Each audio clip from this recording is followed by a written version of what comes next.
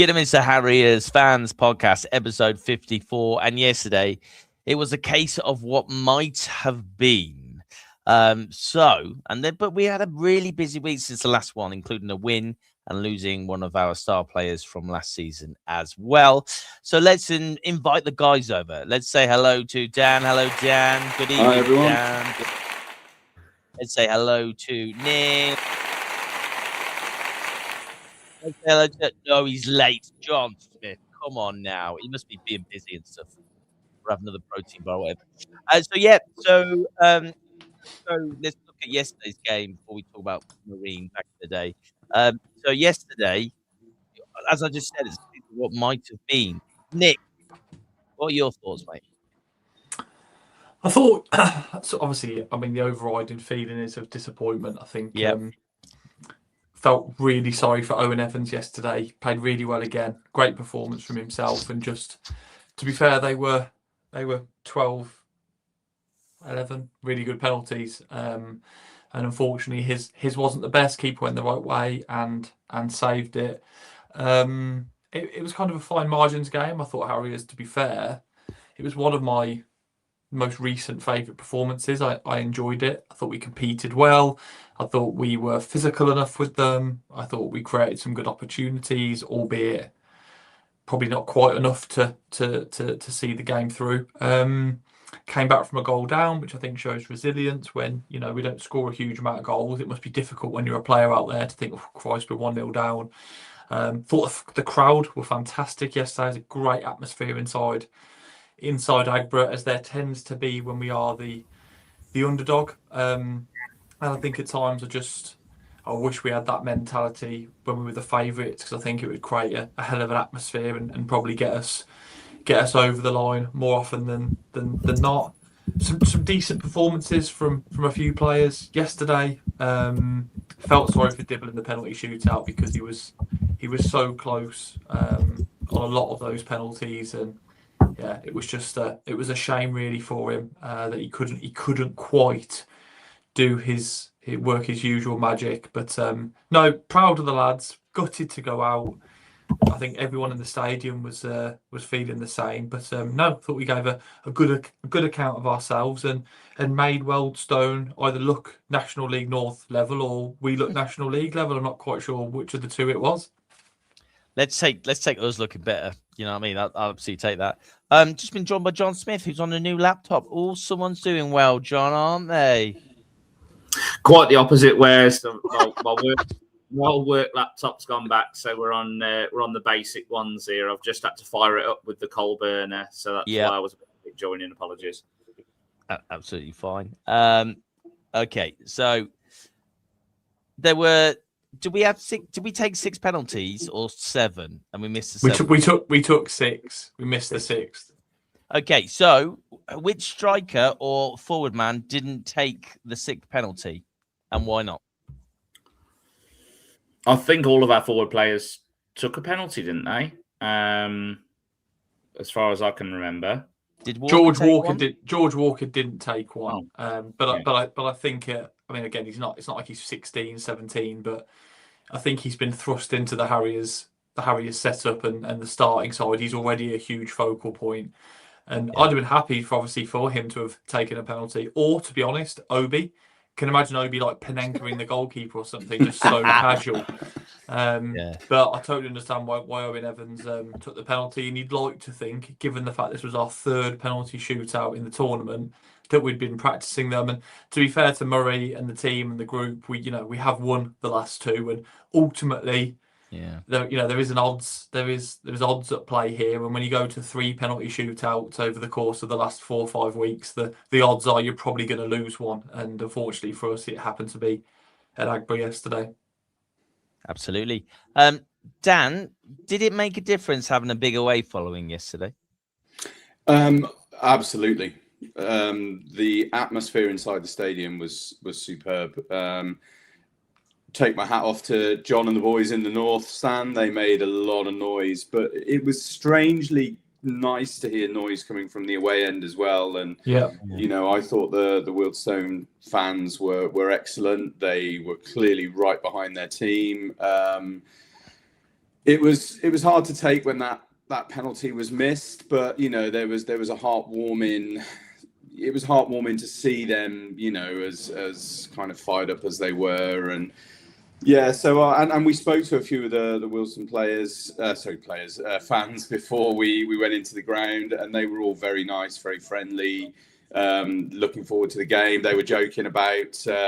Getting up to Kidderminster was nothing when a week before they'd gone up to Grimsby and were 3-0 down after 15 minutes. So, I think it was great to see. And Agbra was rocking yesterday. It really, really was. Not to see the players get around him as well. When Owen Evans missed, all the players got around him. Yeah, that was great to see as well. And I thought that shows you a little bit of a glimpse into the culture, the mindset, I guess the closeness of the team, because you could tell he was devastated, but I thought that was a really nice touch. The players straight away, ultimately, because my little girl was really upset when we didn't win the penalty shootout. But I think it made me think, like, imagine the players, like, your 2 games from Wembley, knowing Evans has missed that penalty. It's difficult, isn't it? These players that probably odds are won't ever play at Wembley, maybe 1 or 2 of them might do at some stage. And when you've missed a penalty that would have taken you 1 game from that kind of career high almost opportunity to play at Wembley, it's obviously a difficult one. So it was lovely to see the players get around him, and hopefully Owen Evans can bounce back. Yeah, and the fans. Yeah, the fans, Murray mentioned it in his interview, but the Harriers fans, and I think I'm safe to say this, we sometimes can be very negative and can get ourselves quite worked up. But what was fantastic was certainly where I was sat in the old J stand of the purple granite. Everybody stood up, everybody clapped, everybody cheered the Harriers fans as they came, the Harriers players as they came over. It was just great to see. And even though we lost and it was painful to lose, and that's a trip to Wembley that I think we were all starting to feel like we could smell coming over the horizon, but I came away from Agbra feeling strangely buoyed and strangely positive, and felt good about what I'd seen. I was actually sat next to Stuart from Agbra Unfiltered, and I really enjoyed sitting next to him. Actually, it was good. Why? What did he do? Did he try and tap you up, Dan? What are you saying? Nothing like that, though. But it was good, sort of having another footballing brain sort of sat next to me, and we both said at the start of the game, we want the lads to go out there and play. The thing we didn't want was for us to play with fear and to play with holding ourselves back. And I felt that's exactly what we got. The lads went out there and they gave a brilliant account of themselves. And personally, I felt weirdly good coming out of the ground. Sad we'd lost, but also positive in the same light. Also, rather glad we lost in the quarter-final than the semi-final. Oh man, now that'd have been a killer. That would have been. If you could choose, you're choosing yesterday out of the 2, I think. But yeah, I sort of know what you mean, Dan. I felt a little bit flat, but also it was a positive performance, and without disrespecting the wider squad, I do feel like the initial summer recruitment and their the issues around players going out on loan. I mean, it would have been a perfect game for Bruce Miniker yesterday. I really do feel like it would have been, even if he had 20 minutes, it would have been great to see him get on. But others, Seb Thompson was cup tied. Bruce Miniker wasn't able to play. Hemmo was cup tied. Waldron cup tied, etc. Now that comes down to the fact we've had so many loan players, so many players in and out. Charlie Cooper, another one. Obviously Davis, I think was suspended, but I thought that was going to carry on to a league game. But ultimately, he's those that want to focus on the league. I suppose that's maybe not a bad thing. Looking at you, John.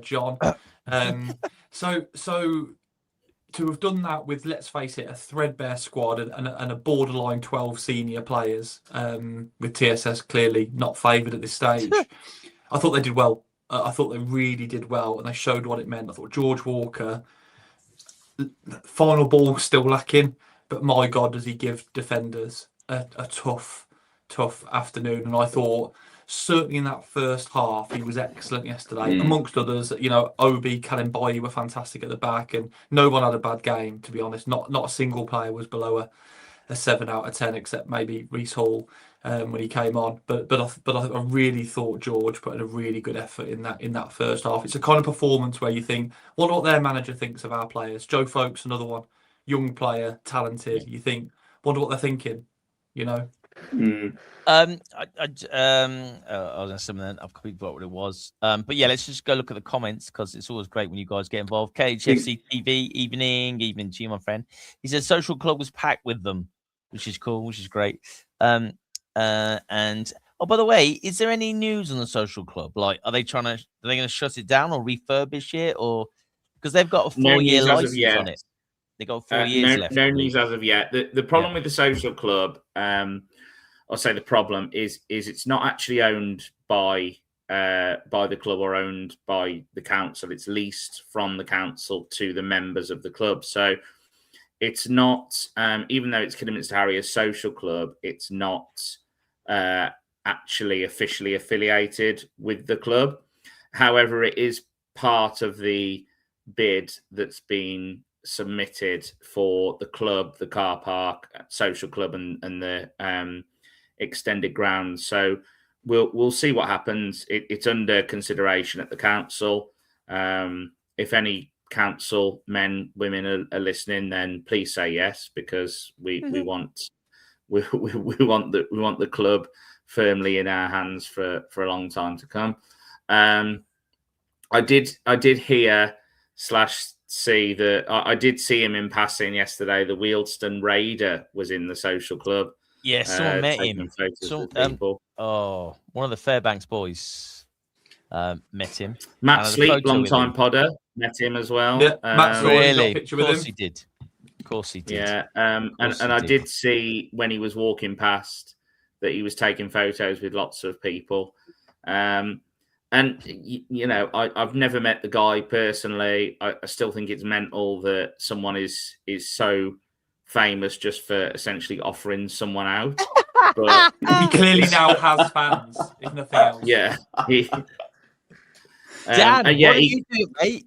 You should offer people out, mate. We'll just walk in until that happens. That's what we should be doing. If we want to get our viewing numbers up, that's what I need to start doing, definitely. I know that. All right, I'm going to go back to the comments. Paul Curtis said 500 plus away fans. Andy, team absolutely left it on the pitch yesterday. We're the better team. Mr. E. Hello, Mr. E. Good evening. I was encouraged by the performance, but I'm a bit worried the lads might find it tough to lift themselves for Tuesday night. They're playing Alfreton, so fingers crossed they will. We'll talk about that in a little bit, I would have thought. Dr. Stephen, evening, Doctor. All around a great performance by all players, very positive attitude. Andy saying Clark, best game baller. Stu Wallstrom has got a great question. Stu's got a brilliant point. I'd love to get Stu on to talk about it, but I'm not sure if he will or not. He says you ain't got a face for it. I'm like, come on, Stu, we all have, mate. We all have. We've had a tremendous cup run.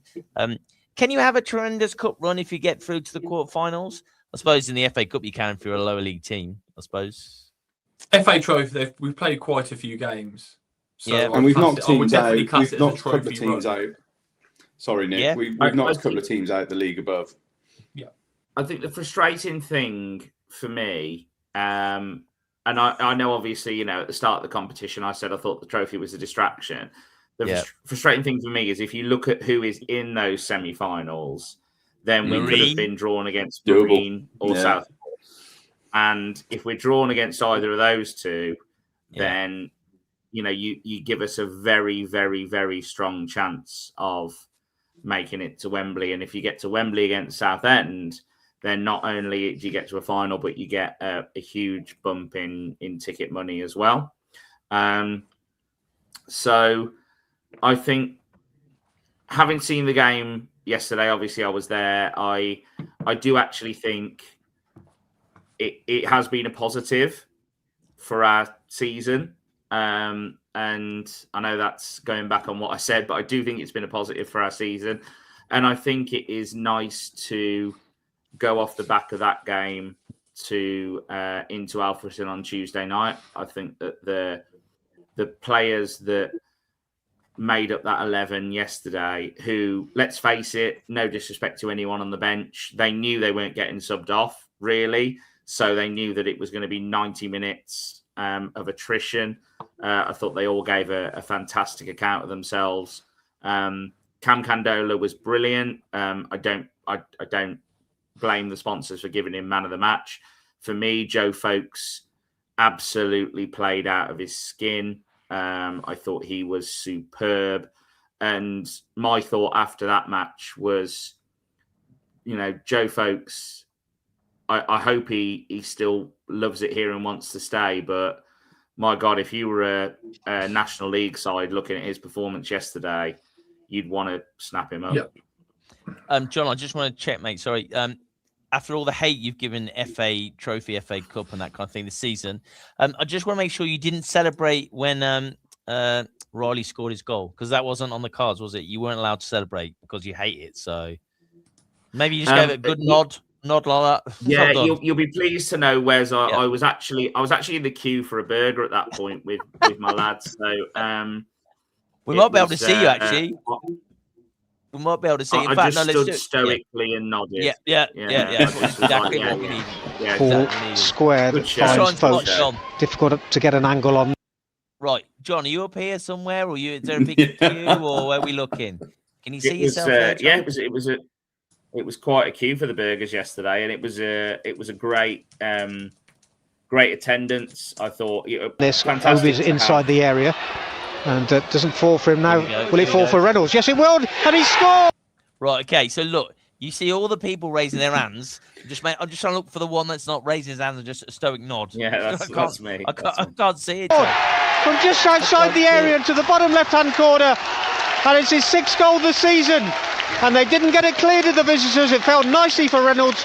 He took his time, took it under control, and all along the ground, bottom left-hand corner. And after 25 minutes, Harriers equalises. Harriers 1, Wealdstone 1.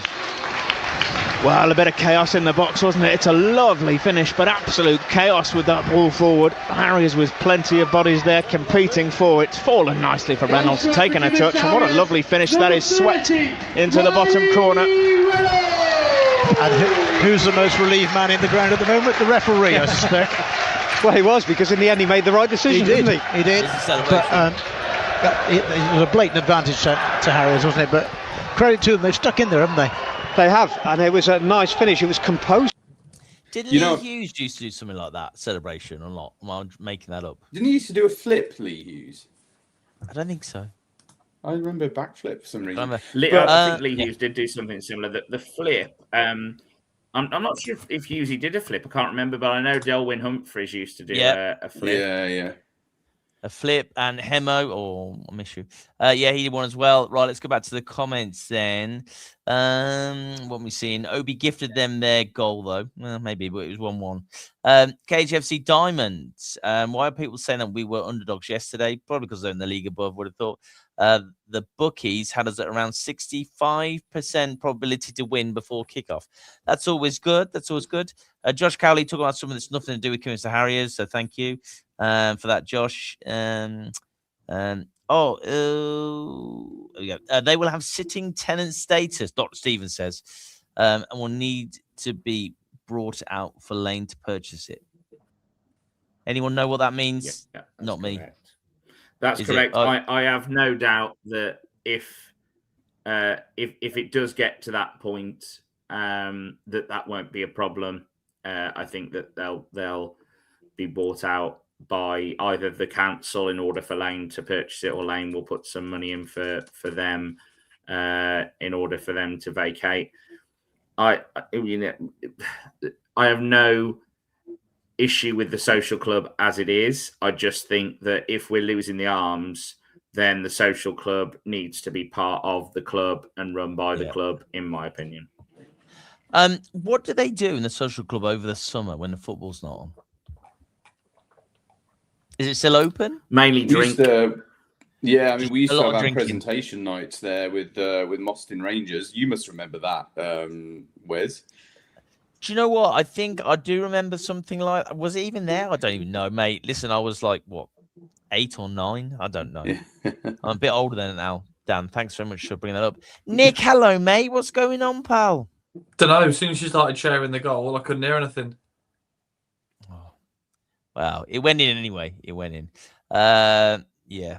Bloody line dancing apparently in the social club. Yeah, there's all sorts. There's all that sort of jazz. Not literally. Yeah. Line dancing. There's parties. There's various different political parties that like to host their meetings there. Several agendas. They've also got a snooker table and stuff, pool dart. So I guess people just go there to almost use it as a pub, as you know what I mean, like a normal social club. It's not purely just for the football season. Maybe we should think about doing our final podcast in there. What do you reckon? Is that a thing or not? I'd be up for that. It's just me and you down then, by the sounds of it. John depends if they let us in. Of course they will. We'd be all right, but then if you came with us, Wes, they might say no. Do you know what, my dad, evening dad, my dad is a member of the social club now because you get free parking on match day. Don't be saying that on here, Wes. Well, there you go. I just said it. So there you go, pal. Where's John gone now? What is happening here? Oh, man. Are we going to... Oh, he's back. He's back. Pretty run away. The plan is to convert social club into offices and changing rooms. For the social club? I thought that was... the Arms was being converted into the kind of changing rooms and stuff. Well, where's the change? What? Oh, I don't know. John knows best. He does. John, can you flip your camera around or are you on your phone That sounds like something off a bitter advert. John knows best. I've had to join off my phone because this new laptop was I got it from Bilston Covered Market, so it's not the best. I don't think the social is being converted into offices and changing rooms. I think the plan is to convert the Arms into a reception area for the suite, and then the social would essentially be the new Arms, unless I've got that very wrong. I certainly hope it's not the plan to convert it into offices and changing rooms, because I think we need somewhere for everyone to gather and talk and frequent. Exactly. I will happily take an office if they've got offices. God, what is wrong with you, Nick? You're whoring yourself out, mate. Offices every time we do a podcast. Nick needs an office, guys. I take an office looking out over the stadium, as long as there is also cafe and bar for match days. But I don't know if we've got the space for it, so we'll have to wait and see, won't we? But I mean, it makes sense to do something that can be used all year round. So I think if they can use the social club as the sort of drinking outlet, that would make sense, because Richard Lane's talked about having a revenue generating 365 a day, 365 days a year facility. Now, everyone loves a drink, but they don't like drinking. Most people don't like drinking at sort of 10 o'clock in the morning. So I do think there needs to be a balance between, a public house, space, coffee shop, restaurant. I mean, all those kind of things would genuinely provide, revenue throughout the year, as long as everybody knows it exists. And I think that's more the strategy, as opposed to necessarily recreating just the space for the football. That doesn't really make sense. It needs to be something that attracts people in the day, in the week, not just for football fans that go and want to watch the mighty Reds on a Saturday afternoon and a Tuesday night. And ultimately, if you can get visitors there that maybe aren't necessarily Harriers fans at that point, of course, it's an opportunity there to, I guess, convert people to the famous Harriers, because they're in the facility for something completely different.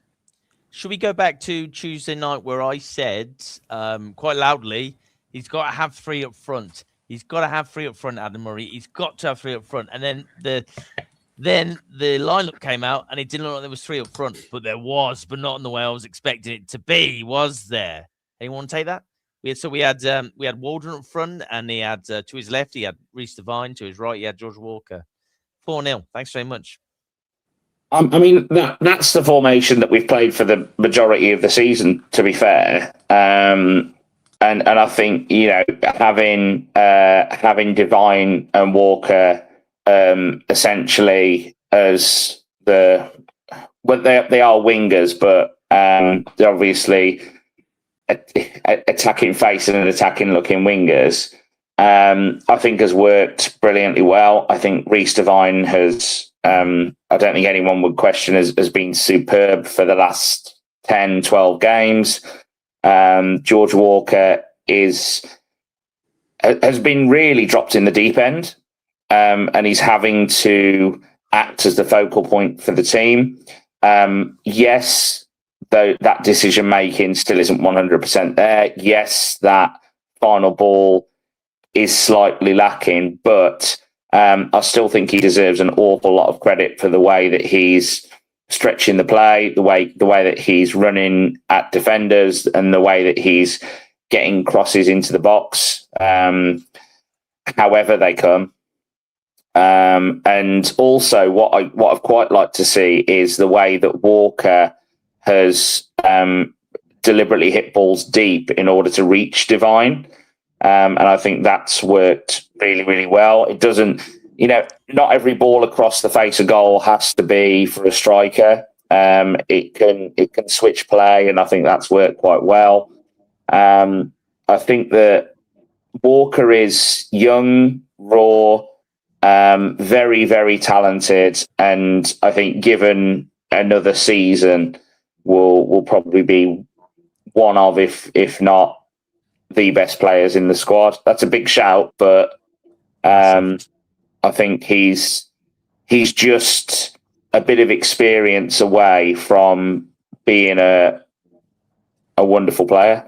Being not a Kidderminster Harriers, John. I get that. I get what you're saying. But someone needs to teach him with his pace when he's one-on-one or got two defenders in front of him, one going to goal, just tap and take the foul. Just get someone sent off, man. If it's the defender or the keeper, just go for it, George.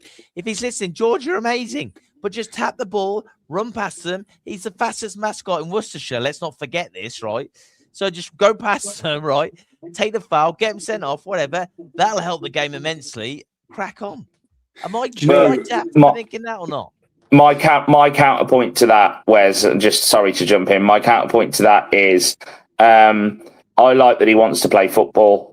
And you know, I absolutely get that sometimes being a bit cute, a bit clever in those situations is advantageous. But he's never looking for that. He's never looking to draw the foul. He's never looking to try and, you know, slow things down, break things up. He's looking to try and play football and deliver a football that will end in a goal. And I don't mind that. I think that he's confident in his own abilities, and he's confident in the abilities of his teammates. So that doesn't worry me too much at all.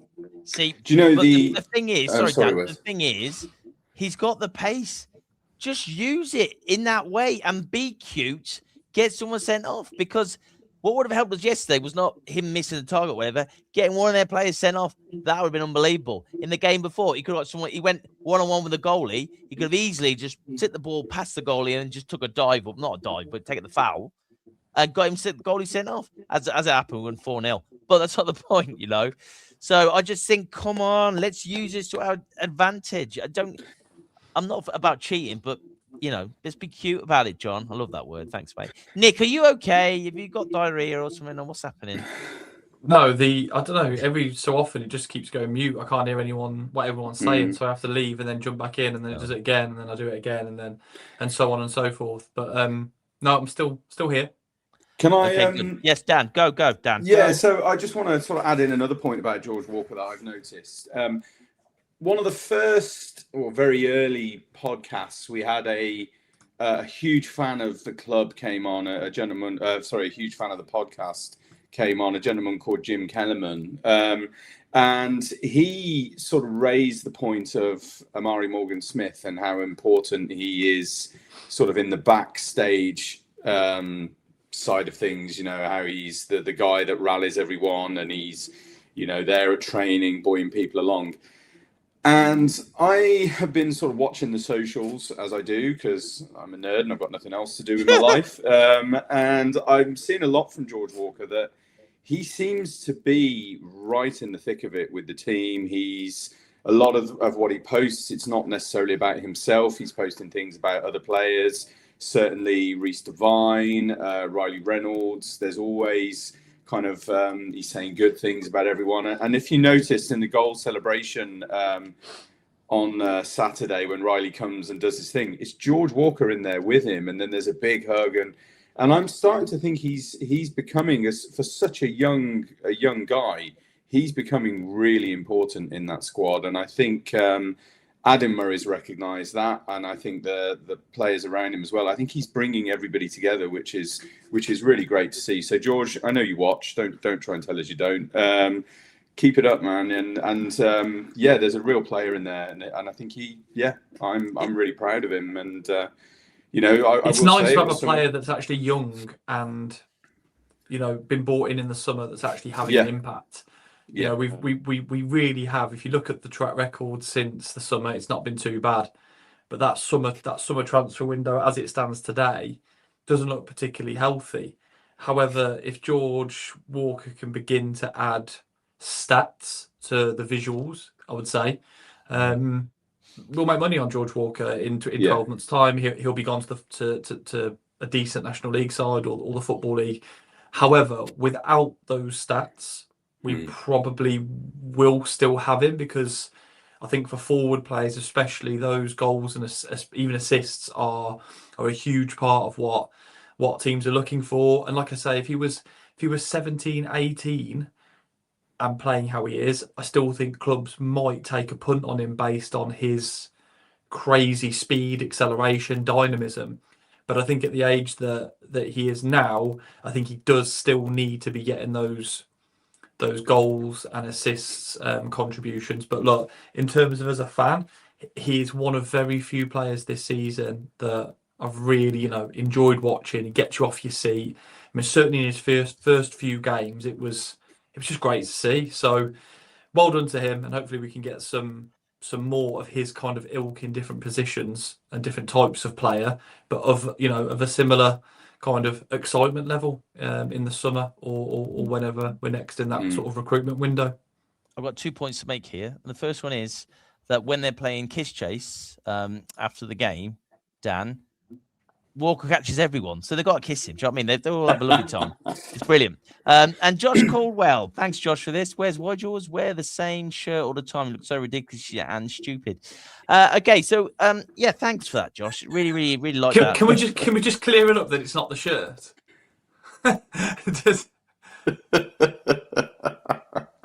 Okay. Yeah, thanks, mate. I'll tell you what I'll wear next time. I'll wear something else. I've got a load of Harriers shirts. I'll just pick this one because it's just there. Yeah, I quite like that one, actually. Yeah, where's that one from? What year is that? This is 19 to 20, I think.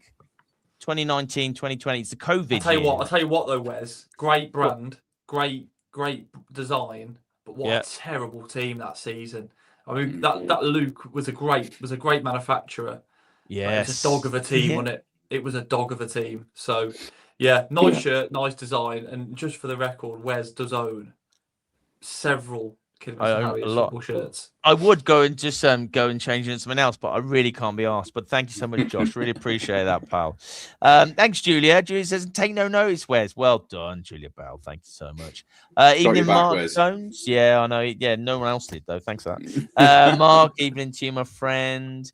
KHFC TV says, why would people go all the way to Agborough for a coffee when the coffee shops in town centre are closing? Have you ever been to the coffee shops in and around anywhere in the UK? Because I can tell you now, they are busy and they are selling a lot of coffees. So not quite sure on that data from a coffee sales perspective in Kidderminster, but whenever I go into any coffee shop, there seems to be a decent volume of people. It's a fair point, though. I guess why would people go to sort of an out of town place for a coffee? But then you only have to look at the coffee shop by the leisure centre, and that Costa Coffee is busy at pretty much all times. So Don't know. Absolutely. Maybe I'm not suggesting, by the way, that is the answer to our problems having a coffee shop up Agra. What I am saying is, I think some places within the vicinity that can, offer a service more than once or twice every couple of weeks is probably what the strategy is. And in the modern day, a coffee shop tends to play one part of that setup, and maybe a restaurant or whatever else, and the other stuff that we've spoken about. But be interesting to see what the plans are. But certainly don't think there's a downfall in coffee sales across the UK in the last few years. What I love there, Nick, is you've just shown that whether it's about pace of players or or goals and assists, or odds on who we're playing, you just love the data. Even if it's about coffee, even if it's about coffee sales, you just love the data, and I love that. I just say what I see though, and I don't see coffee shops closing down. All right, Roy Walker. Yeah, no, I know what you mean. I say what I see.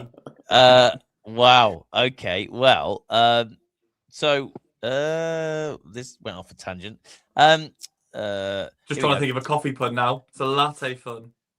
I'd like to ask a question about yesterday's game, and it's probably going to be a maybe a point that not many people, or a question that not many people expect to be John, asked. will it be a Sawyer spot? It's gonna Jack Clark. I spoke to a few people who really rated his performance yesterday. I'm afraid I didn't. I thought that he looked out of place in an otherwise composed squad, and I really loved him at the start of the season. I thought that he was going to be someone that made a huge difference to the squad. Last couple of games I've seen him play, he's looked unsure of himself. He's looked easily beaten off the ball, a little bit panicky, and to me, I felt that continued yesterday. I certainly don't think Reece Hall was any better when he came on. Who are you talking about? Sorry, John. Jack Clark. That's interesting. Lots of rave reviews about Jack Clark's performance yesterday within the families. There were. I didn't see it myself, but this is why I'm asking. What did everyone else think of his performance? Because for me, it wasn't up to the standard of everyone else in the starting 11. Weirdly, John, I kind of was surprised when I was seeing the positive feedback about his performance. Not that I thought he had a bad game per se, but I certainly was shocked to see several kind of really positive reviews saying it's the best game that he's played for us. I thought he was fantastic in the Bedford game on that Tuesday night when things started to turn a little bit toxic. I actually thought he looked a real player in that game. But yeah, I'm not necessarily. He certainly wasn't in my top 5, 6, 7 players yesterday. But yeah. However, I think when Reece Hall came on,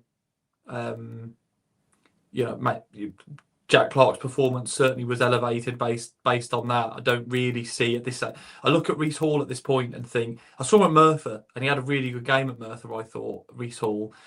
But then he sort of disappeared for a bit. I'm not sure if he was injured or just not fancied at that point. But the Macclesfield performance and his sort of cameo role yesterday, I'm just not sure he's quite up to the speed of the game. He looks a little bit fragile, a little bit behind the pace, and clearly a technical footballer. Clearly got something there, because I saw it in the Merthyr game in his performance there. But certainly haven't been overly impressed with him over the last couple of games. And I think out of the two of them, I think Jack Clark would certainly get the shirt for me out of those two. But certainly don't think we can start talking about building a side around Jack Clark. Not suggesting that's what people were saying, but he did get a lot of rave reviews yesterday, and like I said, not quite sure his performance warranted it in terms of chance creation or any kind of moments that you hold on to and go, that was quality, that was class.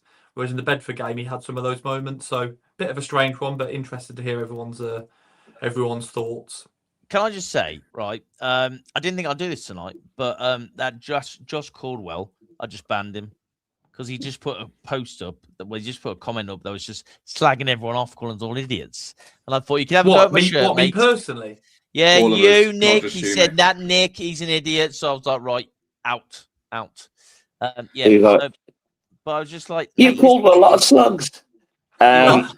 Sorry, office quote. Anyway, on to the more Harriers stuff again. Tuesday. I tried to move on to Tuesday. No one came with me. Tuesday. Divine scored twice. Obi scored again, and then did AMS really head it in? Nah, he did. Did he? Did he really catch it? He took it well. He played well yesterday as well. No one's mentioned Amari Morgan-Smith tonight, or really in any of the sort of bits and bobs. But I thought he played a different role yesterday, and it really kind of suited him. Came in, dropped deep. Link play was great. Occupied defenders. Yeah. I thought it was his best game that I've seen him play for a little while, and he actually played. And this is a bit of a random comparison. I understand that there's a big difference in levels, but he played more of a sort of a Harry Kane type role yesterday. Oh yeah, coming much deeper to receive that ball, looking for passes, few outside of the boot, sort of Travella passes out wide to Folks and or Walker. You can tell he's got a good footballing brain, and when he's in there, he's able to sort of link it. And of course, his header that was tremendously saved by their goalkeeper. So props to Morgs yesterday, because I thought he really, really put in a shift, but also it wasn't just blood and thunder like sometimes you get from him. He actually showed some real quality, some nice link play, and it was great to watch. So well done to Morgs. Well, fantastic performance from him yesterday, I thought. And leading the press, whether it be in the middle of the park or hassling their keeper and their last line of defence, leading the press, really putting in effort non-stop for the full 90 minutes. He was fantastic, and I think that was going to be my kind of next point on, not to go back to Jack Clark, but there were a few players yesterday who wouldn't otherwise have been in the starting 11 if not for the cup tie situation. And I feel like Morgs was the one out of everyone who really took the game by the scruff of the neck and took his chance to say, this is what I can do. This is what I can do against a team who are, mid-table in the league above. This is what I can do against a strong physical back line, a quick back line. And I thought that he was absolutely superb. And I really saw his leadership yesterday as well. I think he was more vocal yesterday than I've seen him for a long time. And I think he really took the chance that was afforded to him to stake his claim to be a huge part of the season going forward.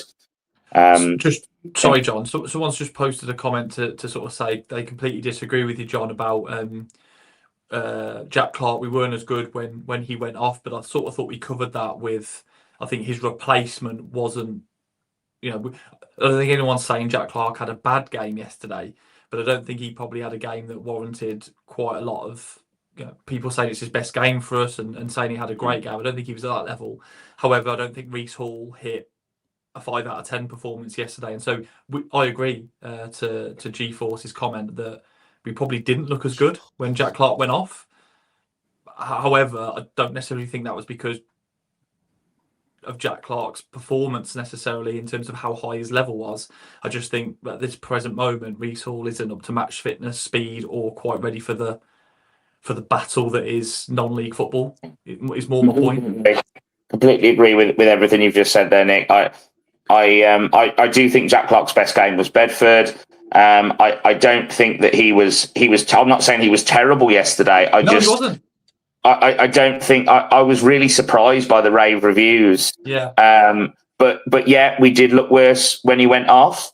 But I don't think that in itself is enough to warrant, the calls for him to be a regular starter, because Reece Hall, as much as I want every player in a red and white shirt to do well, being honest, I haven't really seen much from Reece Hall at all. I think that he's not been up to the standard. I think the Macclesfield game, I think he'd probably admit himself he had a bit of a disaster class there. Oh my God. Don't talk about that game, John. But also that Maccles, the nuance with the Macclesfield one was that he was playing in a really bizarre position. It was a really bizarre decision for Murray to play him at left centre back in that game. It was. It was a really bizarre decision when you've got the likes of Candola on the bench. So I think there's a little bit of responsibility from Adam Murray in that decision, and it really, it was a really poor performance. But hopefully he can kick on and can get up to speed and turn it on for us. I do think there is a player in Jack Clark, just quickly before we move on. I do think he can be a good player. I just think in the National League North, there are certain games where, look at like Bedford, for example, where we had a little bit more time on the ball. They weren't a physical and horrible side. I do think, ultimately Jack Clark has come and played for Adam Murray in the past, so he knows what he can do. I just think maybe the North is a division where his selection needs to be based almost on the opposition. I don't think he plays in certain games because of the way he's more of a technical player than he is a physical sort of specimen, if that makes sense. Would you like a link, Wes, into the Tuesday night game? Because Kai Lissamore, ex-Harriers player, has just made a move to Tuesday night's opponents. Ex-Harriers player. What game we talking about? We talking about last Tuesday? Or next Tuesday, Alfreton. All right, let's wrap up last Tuesday then. So it was 4-0. We did really well. We scored 4 goals. Everyone's a winner. Happy days. So, right, Collins, we can't even talk about Alfreton yet because we've got to talk about one of my favourite Harriers players ever and club ambassador has gone. He didn't score 1 goal in his third, was it third or fourth showing at the Harriers? And my God, Hemo, I love you, man. I'm gonna put it out there. I love you, Hemo. I miss you. It weren't to be, was it? But this frees up a loan. Anyone think of that? Anyone think of that? Well, I know there's a couple of people inside the club have sort of spoken to me about. I love this, Dad. Yeah. Was Adam Murray, mate? Was Adam Murray? That's exactly who it was. Yeah. It was Adam Murray. Slid into my DMs. He just doesn't want to the new coffee shop, and he was. I know that there's a lot of frustration within the camp, certainly from a recruitment perspective. The player that Nick highlighted, George Alexander from Eastbourne.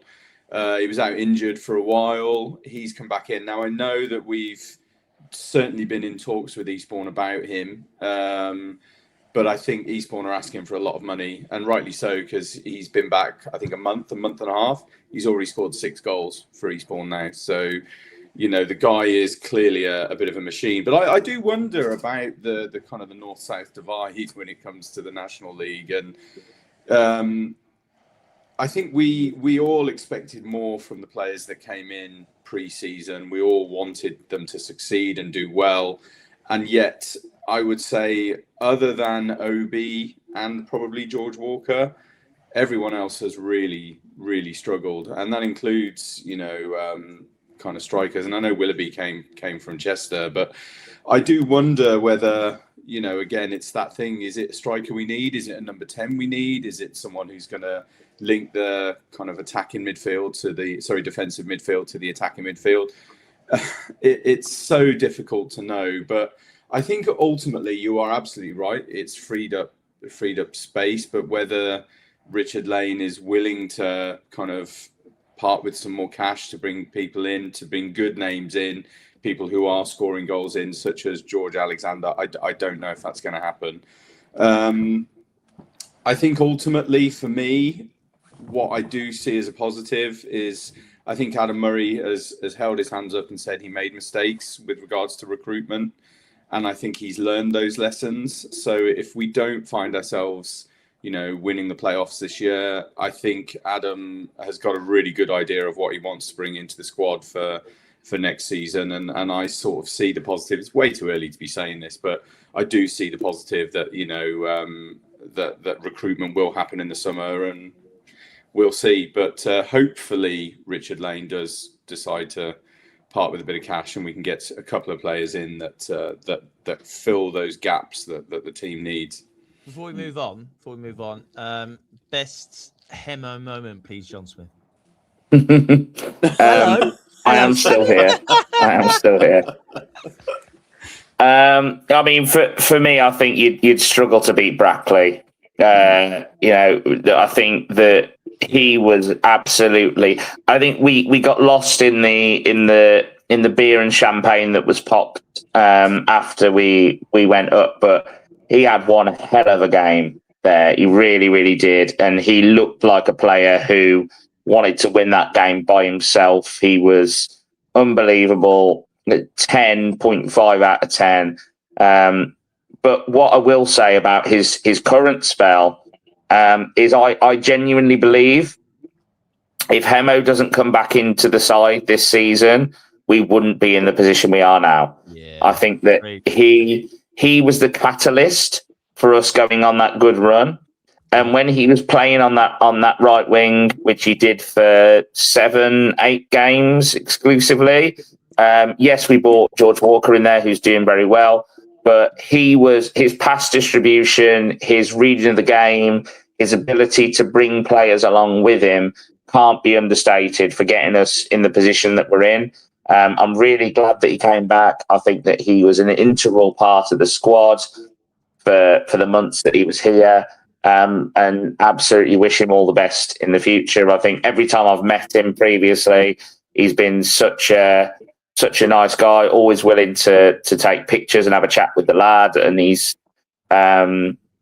I don't think it was the wrong decision to bring him back, goals or not. I think he added a lot to the team. If the top scorer in the division last season is on the market, you take him. It's of course you do. The fact he's got an affiliation with us adds to it, but you take him.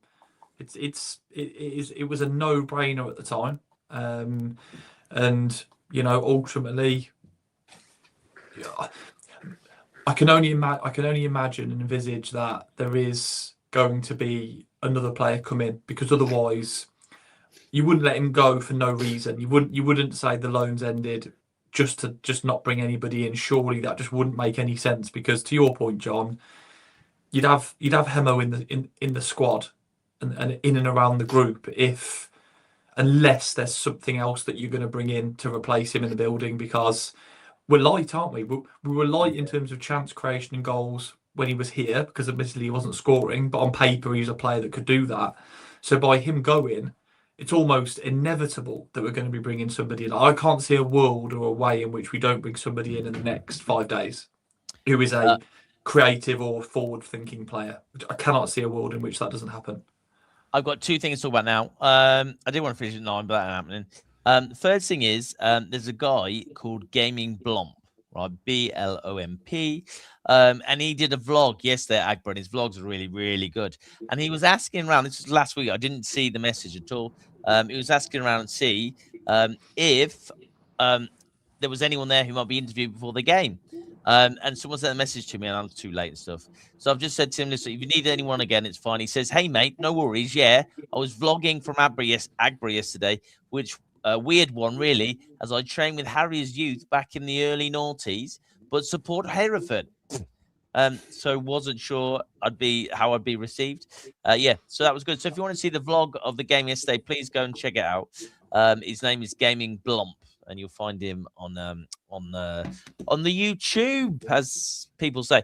The next thing is this was a comment brought by Stu. I said to him, you should come on and do it, but he didn't want to. So the comment is this: we have to finish in the playoffs above any team that plays on a 4G pitch. That's a really valid point. I think that's a brilliant point. Dan, I know you're firmly with me on this, that we need to avoid 4G at all costs. And I think that, if we do get promoted, that's one of the main benefits, really, that we won't have as many 4G pitches. It's a really, really valid point. We don't want to be going into a playoff eliminator without David Davis. True. Is one of the main things. Do you think they risk Dave in a playoff on 4G? I don't know. I don't in an eliminator. No, I don't think so, because if you've still got 2 games potentially, I don't think we'd risk him. But I don't know. You know the teams that play on 4G every week in home games. Do you think they have to prepare differently for grass games? Like, you know how we're always like, oh crikey, 4G, like we want to avoid that at all costs. If they're playing on it and are used to it, do you think they think, oh, I wish we were back on the 4G because do you know what I mean? Because we never talk about that. That's never really been discussed, but we're always sort of thinking, oh God, 4G pitches, which we might have to play on 4, 5, maybe 6 times a season. What about the other way around? If you're on it every week, I think it's a valid point. The thing I really noticed, definitely the game yesterday, is the way we pass the ball to each other. We really zip the ball, and across the Agra turf, it's really zipped. You do that on a 4G, and that ball just gets away from you because they tend to hit the turf and woof, off they go. And I think that is part of the problem, is that the lads knock the ball around with purpose and with vigour, and I think you then translate that across to a 4G. So I think your point's exactly right, Nick, that those teams who play week in, week out on 4G probably feel the pass very differently. When they then get onto grass, they probably struggle themselves because they find that there's a lot of unfair passes, and I think they would have Merthyr play on 4G, right? And they're a ball playing, play out from the back, very little in the in the air. They're what I would class as a footballing side, and I thought they adjusted to going from 4G to grass quite well against us on that particular night. But yeah, no, it's just an interesting one, isn't it? I guess to think, for us, we're so adamant that we can't play on 4G, and I think John and Dan, you're massively in the camp of avoid 4G at all costs. I still think we can't be, having been in this division for the last several years, only had one season out of it, and be digging that up as excuses. I think if there are players that we've signed that can't play on 4G when 6-7 games a season have to be on 4G, then there is there's an element of, well, we've signed them knowing that that's the scenario that they're existing in, So whilst I do agree that there are definite changes and differences between 4G and grass, I have to say I do get a little bit sick of the excuse that, if it's on 4G, it's almost like, feel sorry for the lads in a way. It's for we've got to deal with it. We've got to find a way of figuring it out. And I looked at the data. Here you go, John. And last season, I think I presented it on the podcast. I believe you did. Early days on, that we didn't actually have that bad of a record on 4G. But I agree, there are players that don't like it. Folks, as someone's put, doesn't like it. David Davis doesn't like it because of injuries and the impact on the body. Dibble probably doesn't like it, to be fair, Dan. Like, it's horrible. The way it bounces. You basically diving on concrete as well. So I get it's not ideal, but we are in this division, and 4G pitches are in this division. So we have to find a way around it, just like teams that play all their home games on 4G have to find a solution on grass. Well, can we find out by next Saturday? That'd be amazing when we head to Buxton, which, by the way, is probably one of the best drives in this league. You just go through the Peak District, which is lovely, absolutely lovely. Nice place, beautiful drive. It's a bit of a pig of a drive, but it's a beautiful one. Hardly any parking, and the food's absolutely rank. And I was having a fight with Agbra and Field about how rank the food was. I think they'll be anything, to be honest, those guys. So that's it. What else are we talking about? What if Hemo goes back, gets released from his contract, goes back on a free? I think it was the wages, though, because in essence, like, we haven't paid a fee to have him on loan. We've been paying what I'd imagine is a percentage towards his pretty inflated wages on what he was on last season. So we've probably been paying him similar to, I imagine, what we were paying him last season. So if he was to get released and then look at us to sign on a permanent deal in the summer, for example, we're probably going to be offering him the wages that he was on last time round, not the wages that he's been getting. So I guess in terms of actual cost, there's probably no material difference between the two. Didn't he make us 50 grand? Didn't we send him 50 grand? That was the rumoured figure, wasn't it? 30 and 50, I heard, but undisclosed, isn't it? So who knows? I believe it was somewhere around that figure. So I think there is a real possibility that we will see Hemo back this season. If his contract is cancelled and then he re-signs for us, I think we'll be paying him less than we are now when he's on loan. And obviously his family's in the area, his heart's in the area as well. So I do think there's a real possibility of that. But I'm not pinning all my hopes on that, because it's got to be what's best for him and what's best for the club financially, and also, the big factor in this is Dagenham. Then they're not going to let him go unless it's the right thing for them. Do you feel like Murray fancies him though, John? In terms yes, of course he does. He's had him. Yes, he's had him play for loads, right? I think Murray's had to do some work to convince Richard Lane that he is the right man.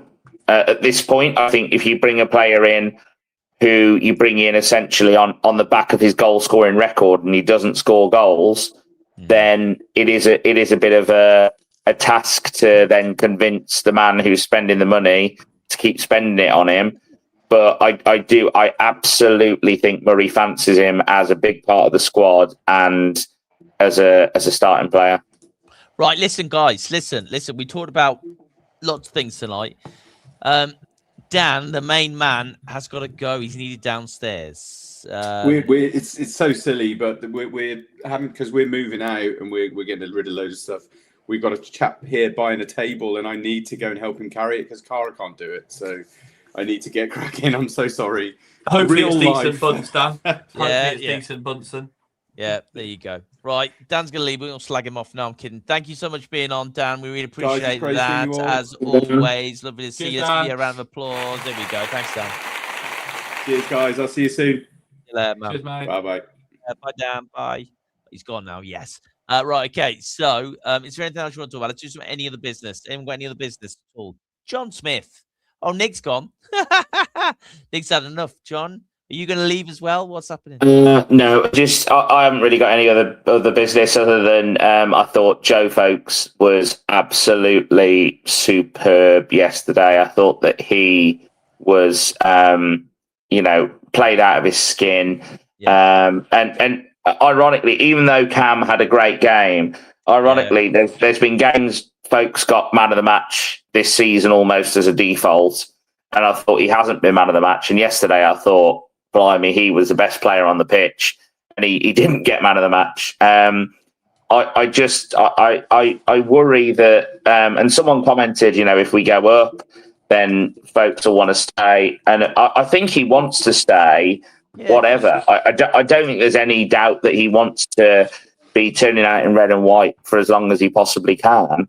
But if someone does come in and offers to triple his wages, then it's the decision's almost out of his hands. It's silly not to, isn't it? So just a huge appreciation for Joe Folks and what he's done for us this season. And I hope that we manage to keep hold of him and he keeps turning in the performances that he is, because he's played through injury, he's played around injury, he's played around any system that he's been asked to play in. And I'm looking forward to seeing what he does on Tuesday night. So we've had a Macclesfield fan come into the comments, Mr. Maxonian, that makes sense. Hi guys, just thought I'd pop in. I'm a Macclesfield fan. You drew yesterday, I think, 2-2. Macclesfield, I'm sure they drew 2-2 yesterday. Missed on the points. I can have a look. I'm going to have a look now because I don't believe myself. Nick, you got any other business, mate? Just one thing from me. So, yes, please. Quite strangely, this morning, the lads' football match, the referee turned up and he looked at me and he said, are you on the Kidderminster Harriers fans podcast? I love it. Like, yeah. He's like, oh, I love it. I watch it every week. He's been supporting the Harriers since COVID. He's obviously a young lad. So I said to him, he's had a good run, to be fair, because it's been decent being a Harriers fan in the main, apart from that relegation since COVID. So big shout out to Nathan, the referee today at the Kidderminster Lions game, because I know he said he was going to be watching. So shout out to him, and a good performance from him with the whistle. So hi Nathan, and thanks for your nice comments. And was well it really a good performance? Are you just saying that? No, he was good ref. Yeah, good ref. Yeah, did a decent job. I mean, there wasn't loads to. I wouldn't say there was loads of. It wasn't an overly physical or dirty game today. Two nice teams, so I don't think it was his hardest game. But he had to shoot off for another one. He had another game that he was refereeing. So yeah, fair play to him. Mr. Maxonian, you went to Scarborough, Bridlington yesterday. How was the pitch? Because when we went, it was absolutely dog turd. It was terrible. It was a stink fest. Yeah. So yeah, basically, well, Stinkfest. That's what they say on TalkSport. Yeah. So didn't enjoy that at all. But Walker scored an absolute screamer yesterday. I think it was his second goal. Absolute screamer. Maybe we get him for him. To be fair, he scores a lot of goals, doesn't he? So yeah. So there you go. That's it, guys. If you've got nothing else to say, right? Thoughts quickly on Alfreton. Do we think we got to get 3 points there? Surely, Alfreton. What do you reckon? Obviously, their game scored off yesterday. Another postponement for Hereford. I think that's now 108 games in hand. Yes, it is. I would rather be in our position than theirs. I know people have talked about picking themselves up after yesterday. I don't think there's anything to pick themselves up from. I think it was a really good account of ourselves as a team playing a team from the league above. I think we can carry that on into Tuesday. I would be very, very surprised if we didn't dominate possession as we did yesterday on Tuesday. I think the thing is we've got to go and play against a long ball physical team, play them at their own game. I really, really hope AMS starts. I really, really hope he does. Yeah. I can see us coming out. If not him, then who? If not him, then who? It's not going to be TSS. We've got the strikers. I can see us coming out 1-0 winners on Tuesday night. Sorry, who would score as well, John? Just put in the predictor, mate. So we're winning 1-0, yeah. And who's going to score? I'm going to go AMS. I'm going to say an AMS header. Reece Hall. Okay. Wow, big call. Big call. If it's Reece Hall, points are on me in the arms after, all right? Oh, for who? How many though? How many, John? How many people are you saying that for? Just us three. Dan can buy his own. He's gone. Yeah, of course. How many have you had this week, John? If we're counting. Yeah. Or if you're keeping track of my points in the arms. Is he? Was it alcohol free, John? I didn't have any alcohol free yesterday. It was Tim Price's birthday, so yeah, it was obviously a few beers, but might have an alcohol free Tuesday night. Yeah, Timbo, Canterbury Tales. Oh God, stop with your office quotes, man. Yeah, I think it will never stop. It will never stop. It'll keep going until the end of because the you can try and then continues. You can try, but you will never win. You will never win. Yeah. Okay. No, I still get fun it. though. Yeah. Oh. What are you doing? What are you doing? I'm hoping now that my daughter, who went to bed at 7:30, isn't on her iPad when I go upstairs, because that's what kids do, isn't it? I think that's what they do. If she is on her iPad, I hope she's watching the Kidderminster Harriers fans podcast. The irony. Oh, it'll be fun. Yeah, I said you couldn't come down here and get involved. So yeah, there you go. Right, so Dan's gone. Everyone's gone. Right, so listen, guys, that was really fun tonight. Actually, I enjoyed that one. Nice to be back in. I'll be back for the Buxton gang. I'm still solo parenting on Tuesday night, so I won't make that. But it's the week after Phil Brown's return, isn't it, yeah. Jack, bro? Yes, it is. It is. Yeah. Oh, what are we thinking then? Should we have a little sneaky? What do you think, Phil Brown? He's going to be up for that, isn't he? I'll be watching the pre-match interview for sure. It'll be about 3 hours long. That's fine. Yeah, I love Phil. It's fine. I love Phil. Can I be honest? I couldn't care less. I don't give a toss about Phil Brown. I think that, and he did what he did for us. But as soon as he left, I haven't been bothered about him since. I think we need to take that out of the equation. The whole Phil Brown coming back factor. I think that we gave that too much credence when we played them away.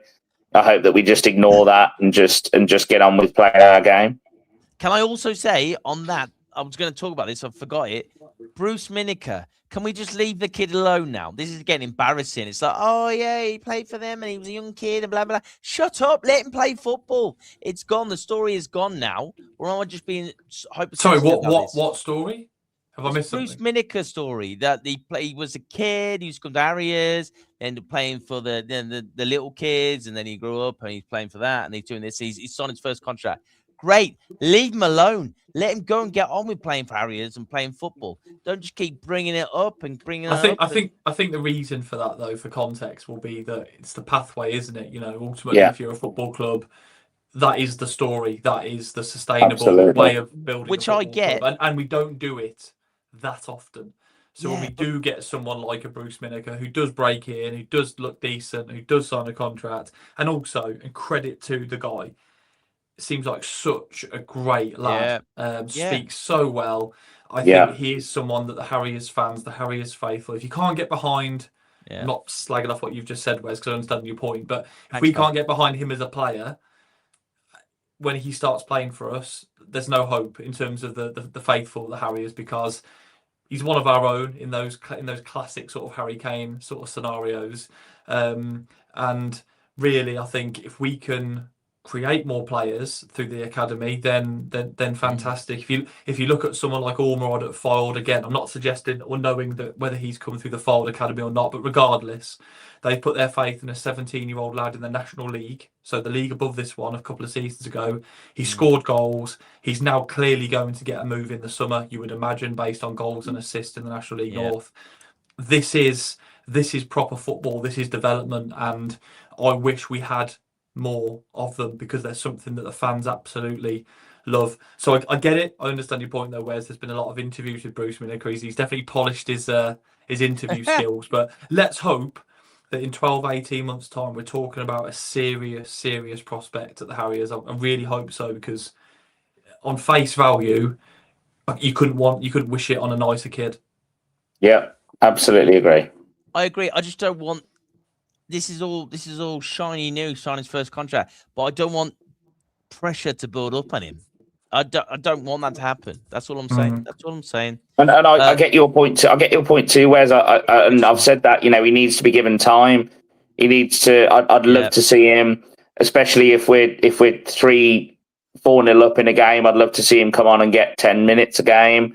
If we're in situations where we need an equaliser, let's bring him on, but bring him on with the thought of, we're building a player for the future. It doesn't just because he's signed a contract doesn't mean that he's the finished article. But I really hope for him to be a future Harriers legend. I think we need to be realistic about where he is.